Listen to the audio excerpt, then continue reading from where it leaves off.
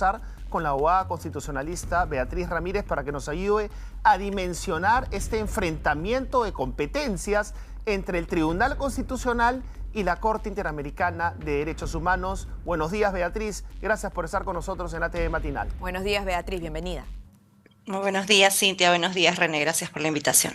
Ahora, Beatriz, estamos escuchando, como en varias otras ocasiones que te hemos entrevistado, a constitucionalistas que dicen que no pasa nada, que no va a pasar nada, como el expresidente del Tribunal Constitucional, Ernesto Blume, o Domingo García Belaunde, y a otros, como usted o como el doctor Azabache, que dicen que esto es gravísimo. Entonces, ¿dónde nos situamos nosotros como ciudadanos de a pie? A ver, lo que creo que tendría que tener claro la ciudadanía es que la decisión de cumplimiento o incumplimiento es siempre una decisión de cada Estado. Hoy día la decisión la tiene el Ejecutivo, que también representa al Estado. Es decir, el Tribunal Constitucional es un organismo constitucionalmente autónomo, pero si nos remontamos al 2022, Cintia y René, ya hemos estado en esta misma situación. Así es decir, es. el Tribunal Constitucional señalaba una cosa y fue el Ejecutivo quien ejerce la política exterior del Estado, quien decidió que debía seguir los lineamientos de nuestros compromisos internacionales. La gran pregunta para el día de hoy, Cintia y René, es si el Ejecutivo va a mantener esa posición, porque de repente decide mantenerla y por lo tanto se siguen los lineamientos internacionales, no cumpliendo una sentencia constitucional, o más bien hay un cambio, ¿no? Lo único que es real en relación a lo que comentaba René al inicio es que en sede internacional no existe una fuerza coactiva como existe en la sede interna para la ejecución de las sentencias, pero eso no quita que el seguimiento de la supervisión de las sentencias de Barrios Altos y La Cantuta se va a extender por todos los años siguientes. Y claro, quizás hoy, 2023, no, 2024 probablemente no, pero en los siguientes años vamos a tener que seguir dando cuentas por el incumplimiento posible que pudiera tomar hoy día el Ejecutivo. Claro. ¿Y qué repercusión, poniéndonos en el escenario? Ayer había trascendido, claro, antes del pronunciamiento de la Corte Interamericana de Justicia, que el Ejecutivo iba a acatar lo dicho por el Tribunal Constitucional. De ser así, ¿en qué panorama nos situaríamos? O sea, ¿qué sanciones, no? Podría internacionalmente, haber. claro.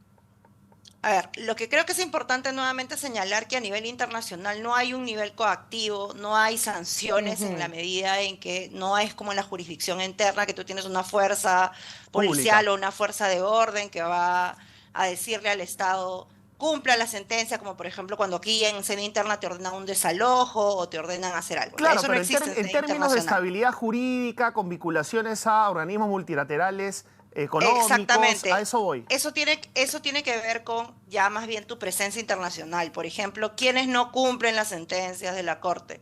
Aquellos países que de plano niegan su competencia, por ejemplo, Venezuela o Nicaragua, ¿no?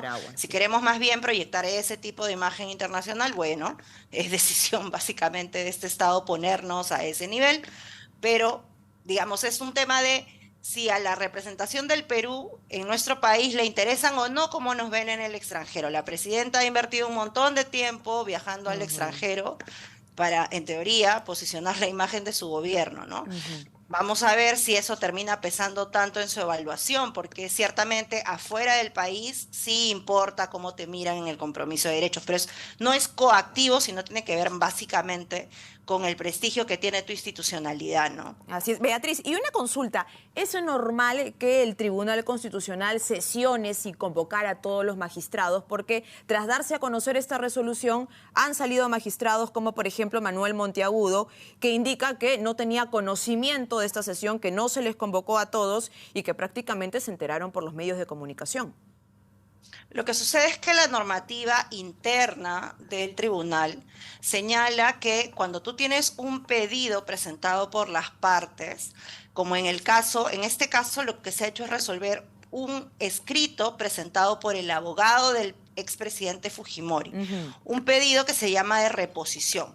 La normativa interna del tribunal te dice que todos los pedidos de reposición, porque así lo han puesto, los resuelven quienes vieron el primer caso. Entonces lo que hay que preguntarnos es quiénes vieron el primer caso. Y el primer caso no lo vio todo el Pleno. El primer caso solamente lo vieron los magistrados que hemos visto en medios de comunicación, ¿no?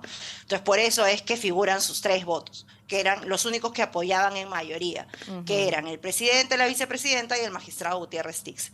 Básicamente lo que han hecho ahora es poner por escrito lo que debieron haber puesto por escrito hace más de una semana atrás. Es decir, Claro, lo que han dicho en medios y no lo habían hecho en blanco y negro, ahora lo han puesto por escrito. A eso va el recurso de reposición, para decirlo muy bien chiquito, es para corregir errores que tú has cometido en una resolución anterior. Cuando el tribunal se pronuncia sobre algo, las partes, en este caso el abogado de Fujimori, les puso un recurso de reposición para que corrijan errores materiales, es decir, que corrijan no haber puesto lo que debieron haber puesto. Y lo que han hecho es literalmente poner lo que debieron haber hecho hace una semana atrás. En ese sentido no sería irregular procesalmente hablando. Perfecto, ahí queda clarísimo. Entiendo. Entonces. Ahora, para terminar, con respecto a las sanciones eventuales o las implicancias, no las vamos a sentir porque hay quienes dicen, por ejemplo, ayer escuchaba a Lucas Herzi, ¿no?, con quien alguna vez has debatido, decir que esto es el inicio de por fin decirle chau a la Corte Interamericana de Derechos Humanos. A ver, yo lo que creo, René, es que hay que hablar con evidencia. Para quienes te siguen a ti y a Cintia a estas horas de la mañana, les hago un recordatorio de cuáles son los casos que ha resuelto la Corte en los últimos 3 años. Todos son casos laborales. 8 casos laborales se han resuelto, es decir, reposiciones porque votaron a sindicalizados del Congreso, sindicalizados de una Federación de Trabajadores Marítimos, de la Universidad San Martín de Porres. Así, esos casos han llegado al sistema interamericano. Y un montón de fiscales y jueces que han pedido también reposiciones, porque sus procedimientos ante el ex Consejo Nacional de la Magistratura han sido indebidos.